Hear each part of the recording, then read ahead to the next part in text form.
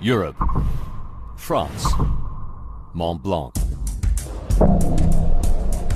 March 24th, 1999, 10:30 a.m. The world's deepest tunnel, cut through solid rock, lies 2,478 meters beneath Mont Blanc, Europe's highest mountain. It's a vital road link between France and Italy, one favored by truck drivers, especially as it shortens their journey time from 7 hours to only 15 minutes, and saves the climb through winding mountain roads. More than 5,000 vehicles use the tunnel every day, including tourists, locals, and lorries.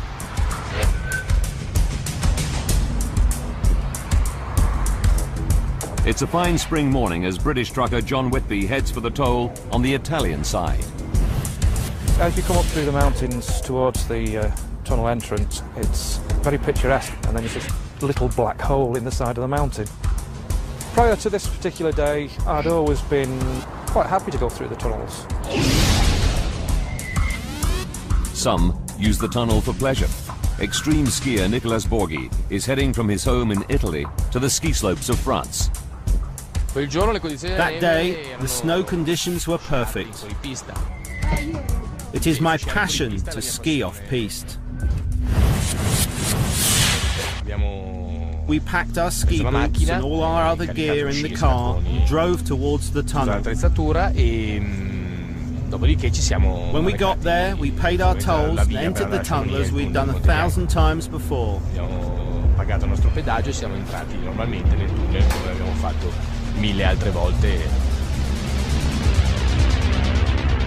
Normally, it takes Borghi 15 minutes to drive through the tunnel.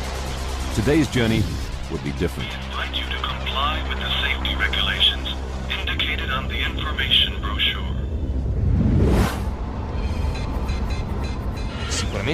Surely it's always dangerous to cross a tunnel, but nothing had ever happened before.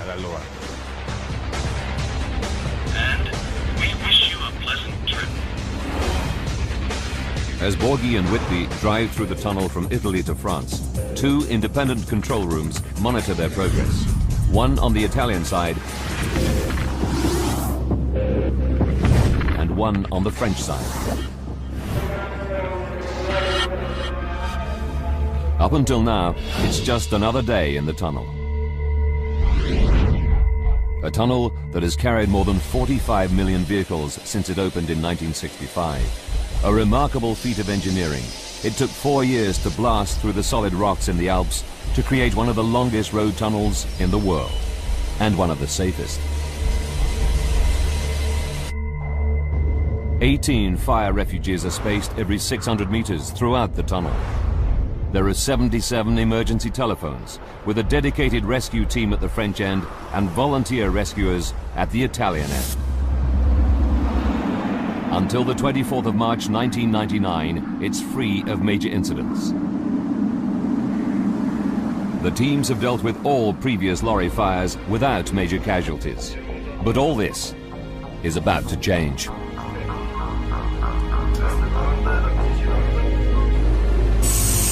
(10:46 a.m.)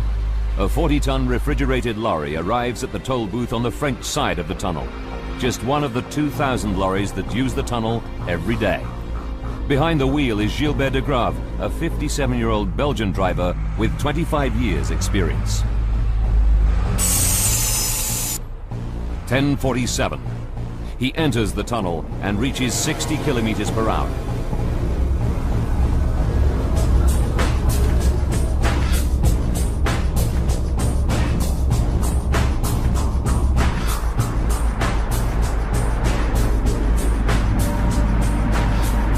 His refrigerated Volvo lorry is carrying an everyday load, 9 tons of margarine and 12 tons of flour, destined for a food factory in Milan.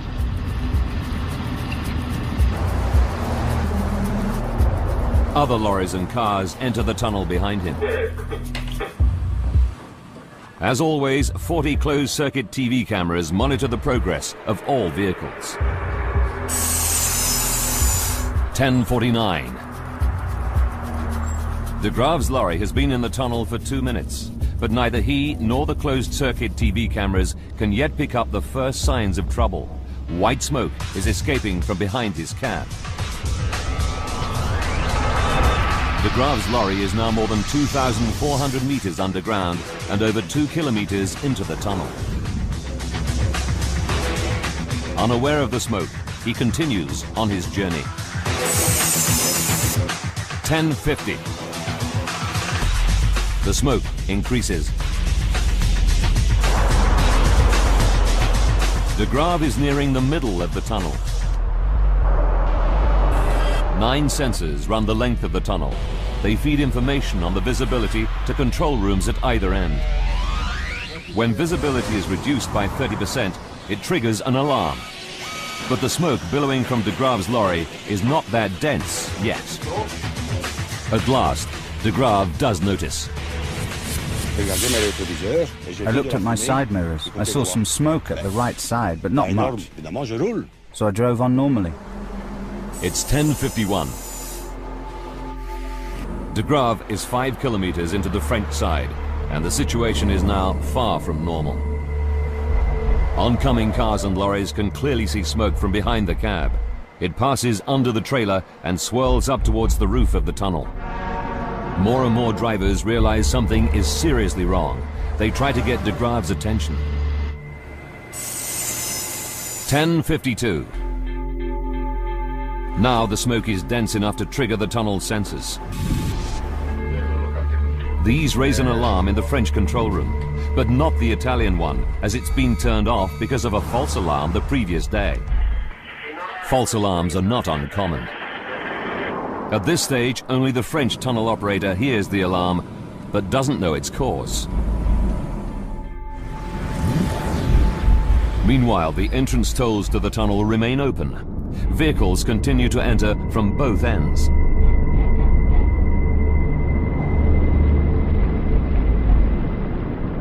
Finally, Gilbert de Graaf can ignore the smoke no longer. As I drive, the smoke is increasing. I put on my hazard lights to warn the people behind and avoid an accident.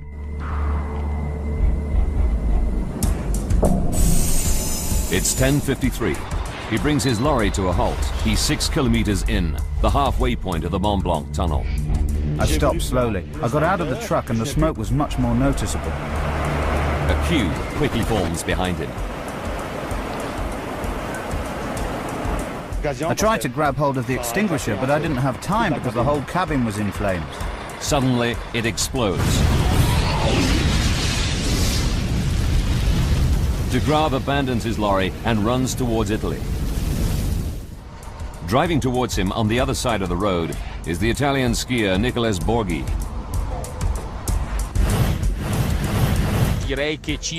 I was halfway through the tunnel when I saw a glow far away. Then, when I was 20 meters away, I saw a massive flame and the truck driver running away. The queue behind De Graaf's lorry is growing. 38 men and women are stuck in their vehicles. None of them can see the danger ahead. But John Whitby, who's coming from the opposite direction, can.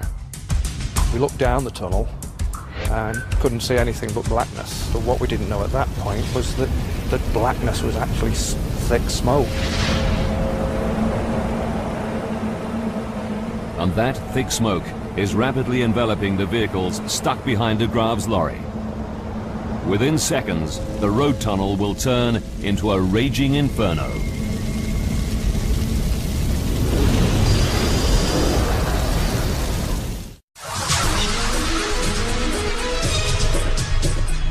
A lorry traveling from France to Italy in the Mont Blanc tunnel stops and erupts into flame.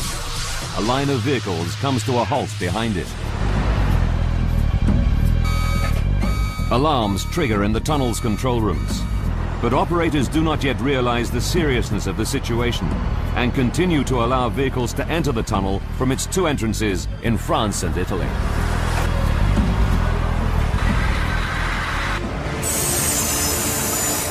"10:54. The lorry's been on fire for 1 minute. Someone in the tunnel sees the smoke and uses the emergency phone at Refuge 22, 300 meters from the lorry, to raise the alarm.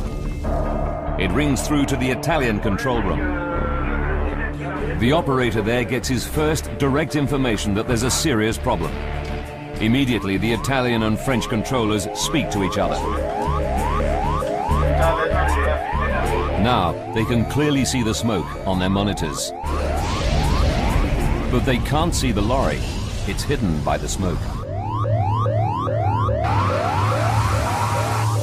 Realizing the danger, they close the tunnel to new vehicles at both sides. But for the 25 vehicles and 38 people who've already followed de Graaf's lorry into the tunnel, it's too late. They're either driving towards the lorry or they're already stuck behind it.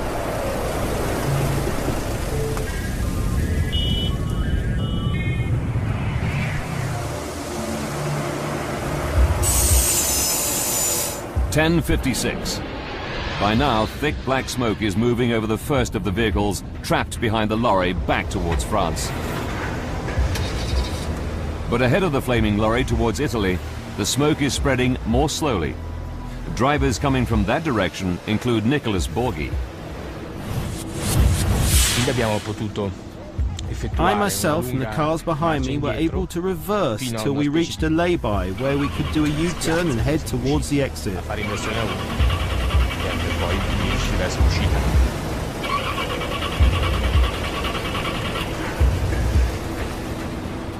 In the Italian control room, an operator sees the fleeing vehicles and pumps fresh air in towards them.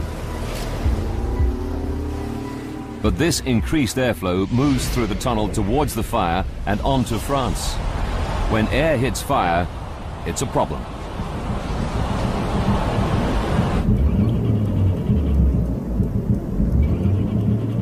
Like Borghi, John Whitby is also trying to escape. He stops 300 meters from the Inferno.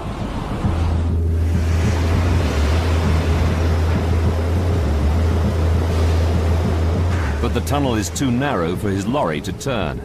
He has no choice but to abandon it. As he does, he looks back on the trapped vehicles. There must have been a lot of people that just did not stand a chance at all. It must have been absolutely horrifying for them. As Whitby makes his escape, the fire is burning fiercely, producing more and more thick black smoke. 10:57. The fire has been raging for just 4 minutes. Yet the killer smoke has already covered almost half a kilometer on its way towards France. The alarm reaches the tunnel's rescue team stationed at the French entrance. A 4-man team prepares to go in. 10:58. The wall of smoke from the epicenter of the fire obscures the view of the closed-circuit TV cameras. And as the French rescue team enter the tunnel, they don't know that 38 people are stuck in their vehicles behind the lorry.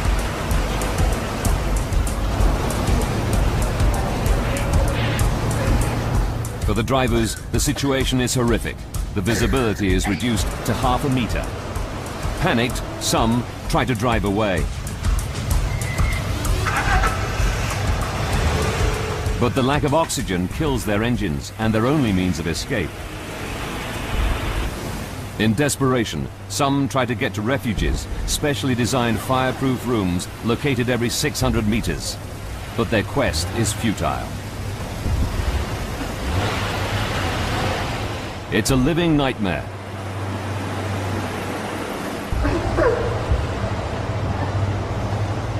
Most of those trapped are unconscious within minutes.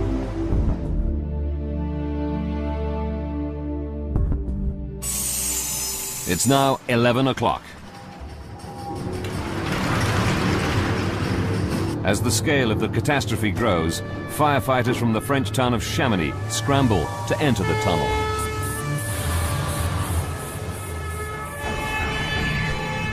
But they manage to travel less than 4 kilometers before their vehicle is engulfed by the wall of smoke. Unable to turn it around, they're forced to abandon it and seek shelter in a maintenance room where they'll remain for 5 hours.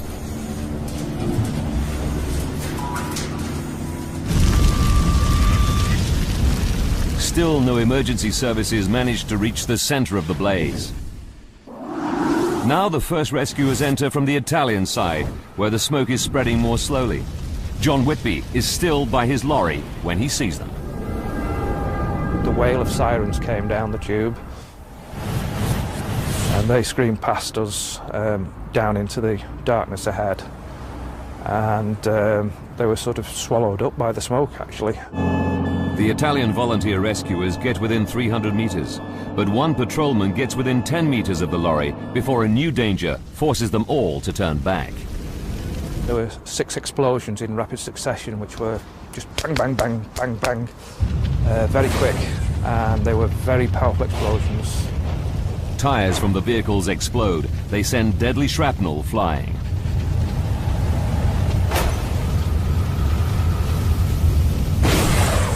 The tunnel walls shook with the force of the explosion. Within a minute or two of that happening, the fire brigade were back. As they retreat, the Italians rescue John Whitby and other drivers. Among them is Gilbert de Grave, the driver of the lorry that starts the Inferno. They exit the tunnel on the Italian side. They've all made a miraculous escape. It's 11:11. Italian firefighters enter the tunnel to try to tackle the blaze.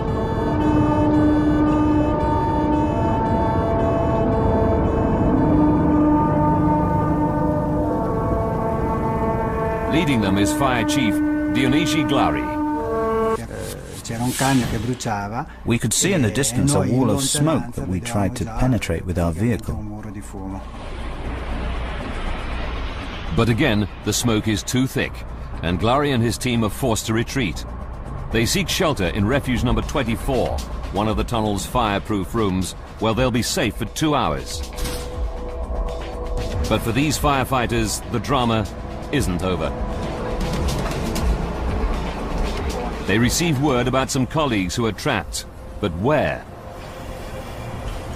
Bravely, Glari and his team leave the safety of Refuge 24 and head out into the smoke to try to find them. We were walking in the tunnel with one hand along the wall so as to find our way.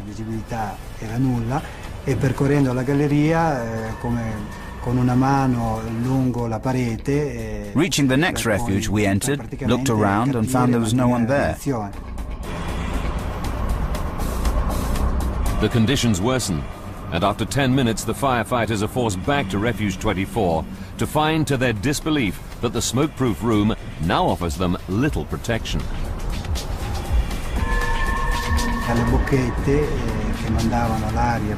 We saw smoke coming from the ventilation vents that should send clean air into the refuge.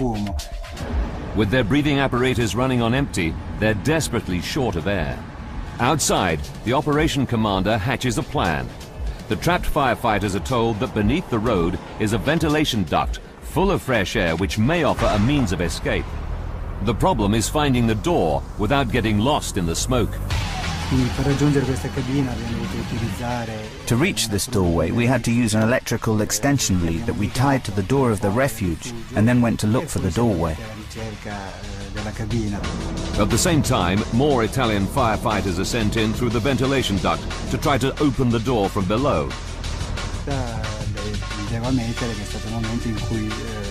The moment they opened that door, that was the moment I glimpsed a possibility of escape.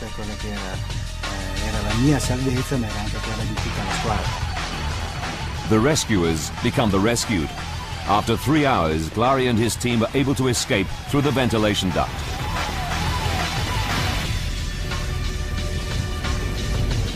But what they don't know is that 38 people are still trapped inside a tunnel where temperatures reach over 1,000 degrees.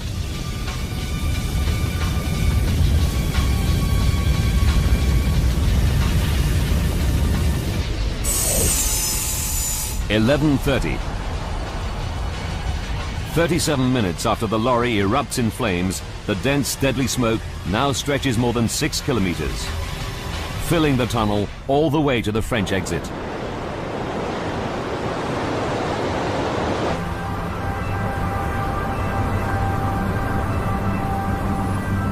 Firefighters abandon all efforts to attack the flames.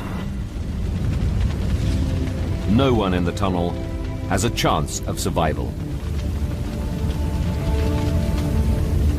Such is the ferocity of the fire that it burns for 53 hours. Only then can firefighters pick their way through the charred debris. They're horrified to discover the remains of the 38 trapped people. These pictures reveal the true extent of the horror. Those who survive, like Nicholas Borghi, are astonished at the fire's ferocity. More shocking is that the heat had melted the steel in the lorries. You could only see the basis of the lorries, the skeleton. What could have happened to those poor people left in there? The disaster takes everyone by surprise. How could such a catastrophe occur here? How could an ordinary lorry carrying an ordinary load of margarine and flour end up causing one of the worst road tunnel disasters on record? From the moment the lorry enters the tunnel, it takes just 14 minutes for 38 people to perish. Now we rewind the events of that fateful day and go deep into the investigation to reveal what really happened.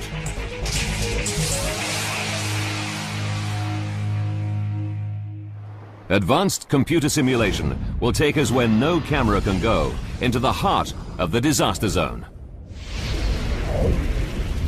A team of experts is assembled to investigate the fire.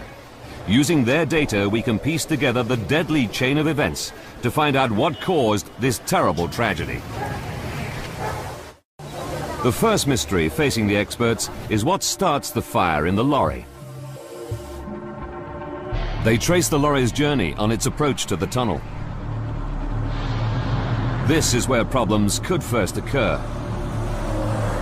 Lorries frequently overheat on the long climb up to the tunnel entrance. Investigators examine the remains of the Volvo lorry. Is there a fault with the FH12 engine? After intensive tests, they find no conclusive evidence of overheating. Then, a breakthrough. The investigators find particles inside the engine that can only have got there if the air filter had burnt before the main fire. But how could the air filter have burnt first? One theory is that a casually discarded cigarette from a passing vehicle enters the lorry's air filter on top of the cabin. The cigarette travels down to the filter, which catches fire. Particles then enter the engine, causing that to catch fire and thus starting the blaze. It's a strong possibility. Investigators then carry out an experiment on a similar lorry in similar conditions.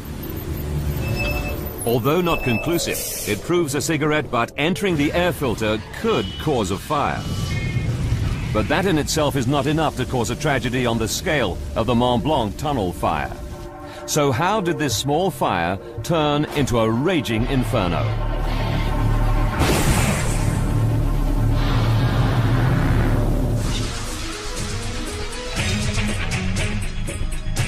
Deep in the Mont Blanc tunnel, a minor fire suddenly goes out of control. In 14 minutes, 38 people perish. Using advanced computer graphics based on the official reports, we go deep into the investigation to unravel the chain of deadly events. Investigators believe it starts with a small fire smoldering in the engine beneath the cab. 14 minutes from disaster, de Grave enters the tunnel. But the fire only erupts after he stops and abandons his vehicle. Could the movement of air prevent the fire taking hold?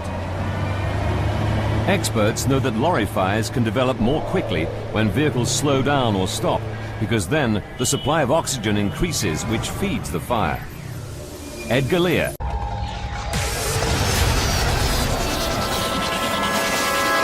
elegant weapon for a more civilized age.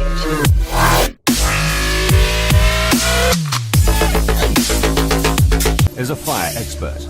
There was a recent example where a bus had caught fire in an alpine tunnel, and the bus driver continued driving, managed to get the vehicle through the tunnel to the other side, managed to evacuate the vehicle, and then the bus erupted into flames.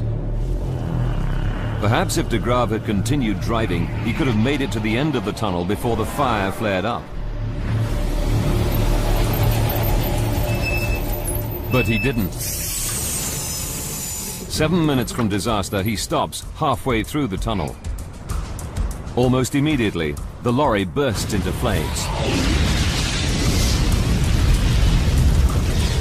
But why did it spread so quickly? Underneath the refrigerated trailer, just meters from the flames, are the lorry's diesel tanks. Investigators realize that in previous lorry fires, diesel is a contributing factor. Did diesel from de Graaf's lorry fuel the fire? Didier Lacroix has studied hundreds of fires and knows where to look.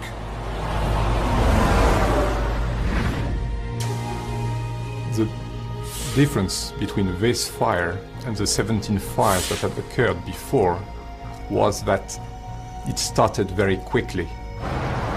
They spread to 34 vehicles.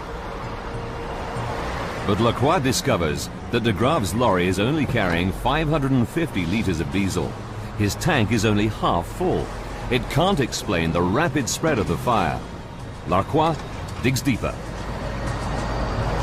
He re-examines every second of the lorry's journey from the moment it enters the tunnel.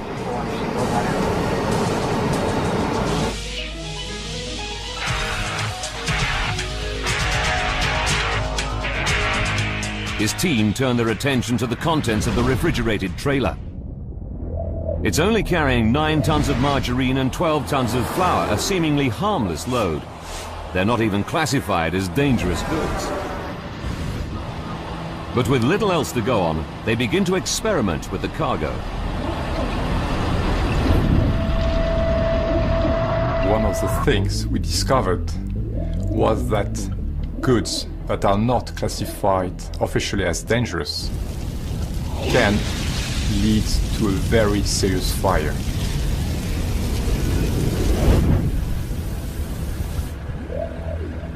Here, a simple demonstration shows how 1 ton of margarine simulates the cargo. It's wrapped in polystyrene sheets, the same insulation material lining the refrigerated trailer. After just 2 minutes, it proves to be a highly combustible combination. In refrigerated vans you have polyurethane, and when this burns, it produces a lot of heat. It can burn very rapidly. When the margarine melts due to the fire, it's an oil-based material, and it will also rapidly burn, producing quite a lot of heat. Margarine has a very high energy content. Incredibly, when it's melted, it's almost as dangerous as petrol. Our experiment shows how dangerous things can be in the open air, but fire experts know that in the confines of tunnels, fires burn much more intensely because there are limited outlets for the heat to escape. To find out more, this research facility is conducting large-scale fire tests in a disused road tunnel in Norway. Simulated trailers with various loads are set alight. The purpose of the tests is to investigate the heat generated by lorries carrying typical loads, such as packing crates and furniture. These experiments produce the world's highest heat release rating ever recorded in a tunnel fire test. But is margarine even more flammable? The Mont Blanc team calculates that the burning load of margarine may have created an even higher heat rating. The intensity of the fire on March 24th, 1999 takes everyone by surprise, including Mont Blanc tunnel expert Jean Martinetti. The fire reached between 1,000 and 1,200 degrees. Nothing could withstand it. Everything melted, the ground, the concrete, the structure. It was completely unthinkable, a real crematorium. Investigators are shocked that such a simple cargo of margarine and flour, not classified as dangerous, could produce a fire almost as powerful as a 30,000-litre petrol tanker.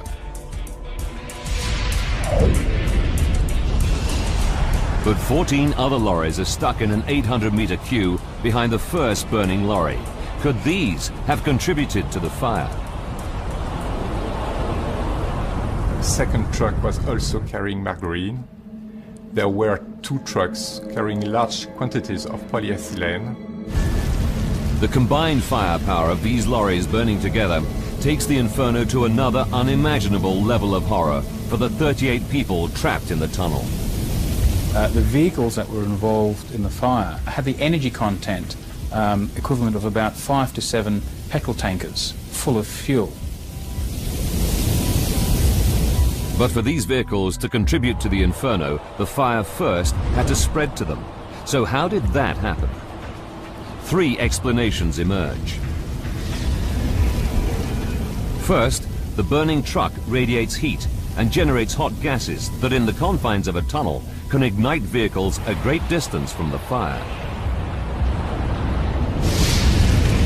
Another way is that the vehicle that's on fire is leaking fuel, and it runs along the length of the tunnel. Yet another way is if the fire is very intense, the road surface itself catches fire, and then that will ignite the other vehicles in the tunnel. Investigators are not able to prove which of the 3 methods causes the fire to spread, but they do make another discovery. Fire is not the real killer.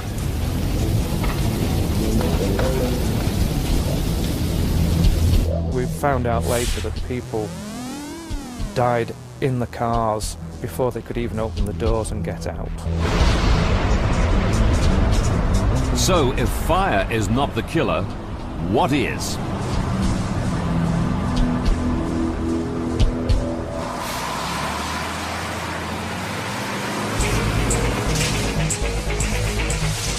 A smouldering lorry enters the Mont Blanc tunnel.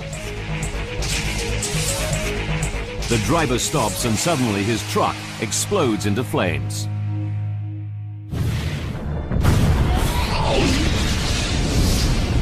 Investigators know that the driver manages to escape the Inferno by running towards Italy. But 38 motorists behind his lorry back towards France perish. Why?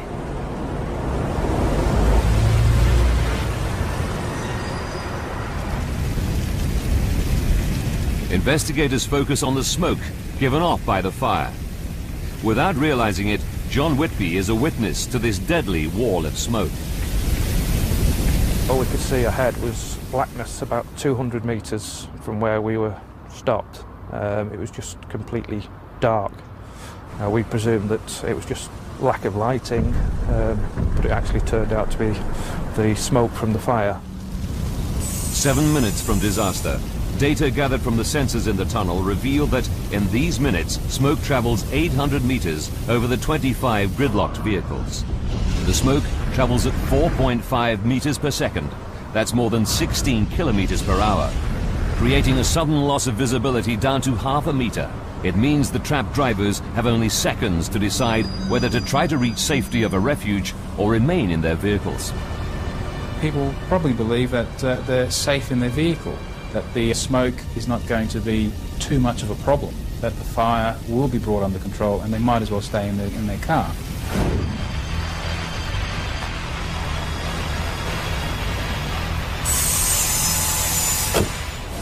Four minutes to go. In the middle of the smoke, 4 cars do attempt to turn round. The tunnel is wide enough, so why don't they make it?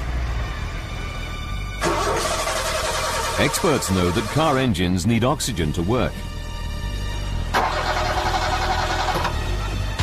The fire is consuming the oxygen and replacing it with carbon monoxide. Starved of oxygen, the vehicle's engines splutter and die. There's no way out. The fate for those who abandon their vehicles is equally bleak. They're overcome by smoke and other toxic gases before they reach the safe areas.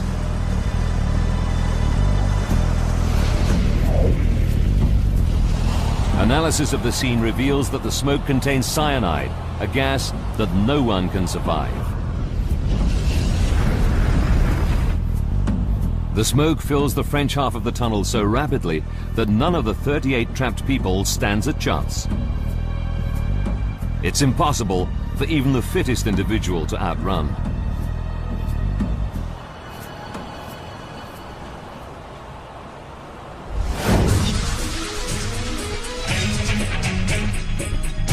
"14 minutes after the lorry enters the tunnel, everyone in the tailbank behind the truck has perished.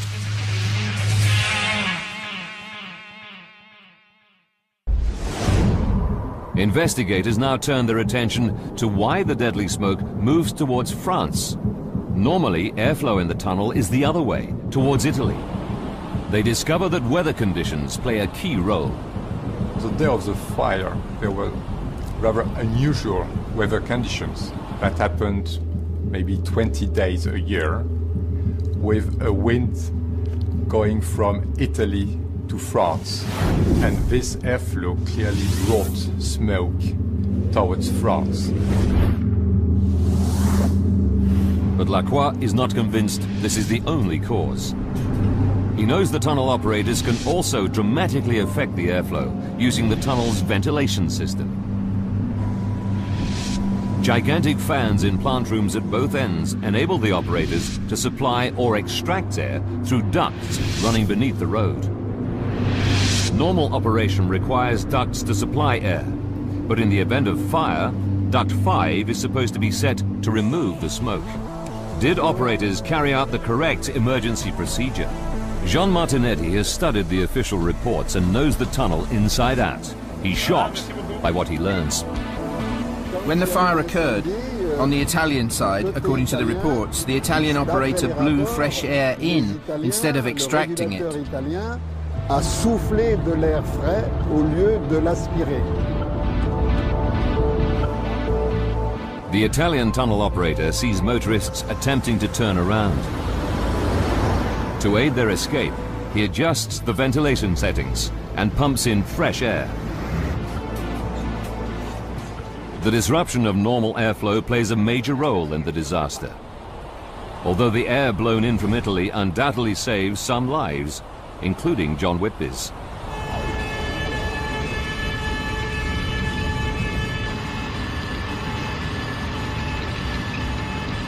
I realised how lucky I was. 90% of the time, the smoke would have come the other way to Italy, and I wouldn't be here now. But the air being pumped in from Italy moves the smoke towards France at a terrifying speed. After enveloping the vehicles trapped behind the burning lorry, the smoke accelerates, now moving at 6 meters per second. On the French side, the whole French half of the tunnel was filled with smoke in little over half an hour.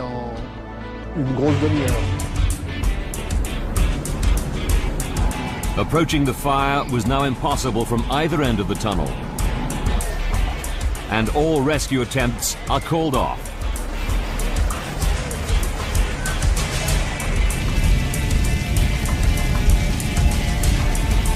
But a startling discovery is about to be made.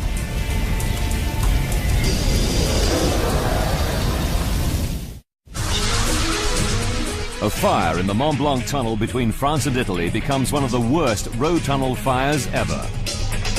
A critical chain of events causes the disaster. And now investigators find the final link to that chain. Throughout the whole rescue, none of the emergency teams or tunnel operators were aware of the 38 trapped motorists. The closed-circuit TV cameras were so quickly blocked by the smoke, it was impossible for the tunnel operators to see them. Information is limited. Emergency telephones only work intermittently, and sensors that detected smoke were not adequate. In fact, one was even turned off the day before the fire. Worse still, there was no communication between the French and Italian rescuers. Even firefighters become trapped. It was a totally uncoordinated effort. Tackling a fire of this severity seems to take everyone by surprise. One of the serious problems we discovered during the investigation was that over 34 years of operation there had only been one fire drill that had involved public fire brigades. It might explain why it's more than 3 hours after the fire begins that the last of the trapped Italian firefighters, Glari and his team, are brought out through the underground ventilation ducts. They were absolutely black. You couldn't see the colour of the helmets, of the uniforms, you couldn't see the colour of the fire engines. Everything that came out of that tunnel was black. It was a horrible sight, really. The Inferno rages for 53 hours before it's extinguished.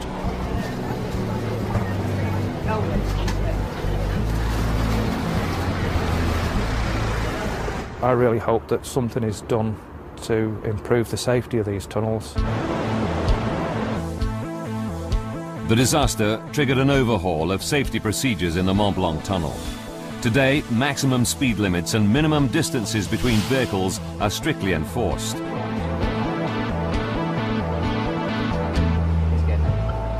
17 previous fires in the tunnel were caused by lorries, but now sophisticated thermal sensors at each entrance scan all lorries to detect dangerous heat emissions before they enter the tunnel.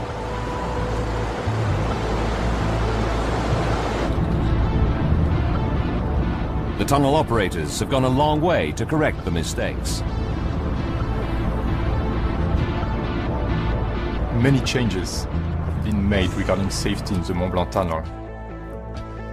Probably one of the most important things is that now there is only one operator and using one single control center. They stage regular fire and evacuation drills.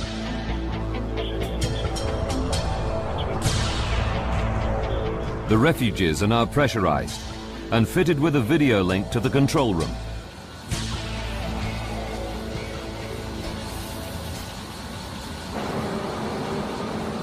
Staircases now connect them directly to evacuation channels below the road.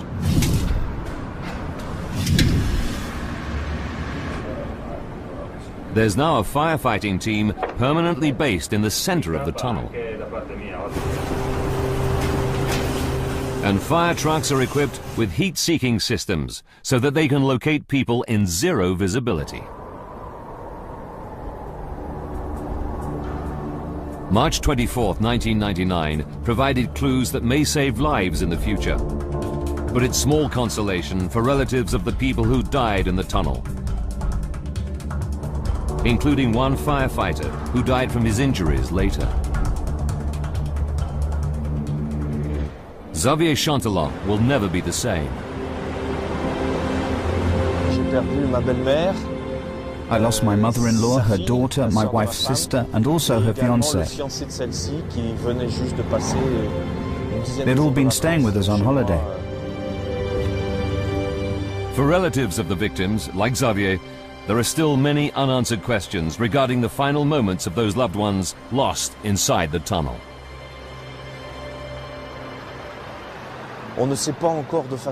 We still do not know for sure how they died. I'm sure I don't need to describe the horrific images I have in my head. People running about on fire or collapsing, trying to get out. You think of everything. The Mont Blanc tunnel fire and its critical chain of events reveals the dangers of deep road tunnels. On that day, a white Volvo truck enters the tunnel. A small fire under the cab gives off a stream of white smoke. The lorry stops. More air reaches the fire, causing it to erupt. The ordinary cargo of margarine turns deadly, creating a fire with the same potential as a 30,000-litre fuel tanker.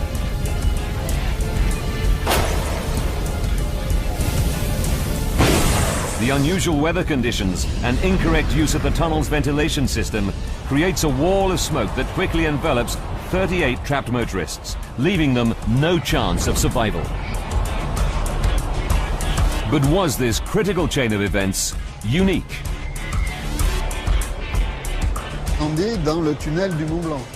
I think there will be another fire in the Mont Blanc tunnel. Tomorrow, in 6 months, a year. But the emergency services are better adapted today than they were at the time of the disaster. But there will be another fire. Is another Mont Blanc disaster possible somewhere in the world? Yes, it is. And it's perhaps only a matter of time. But until it happens, millions of vehicles continue to travel through road traffic tunnels every day in safety. An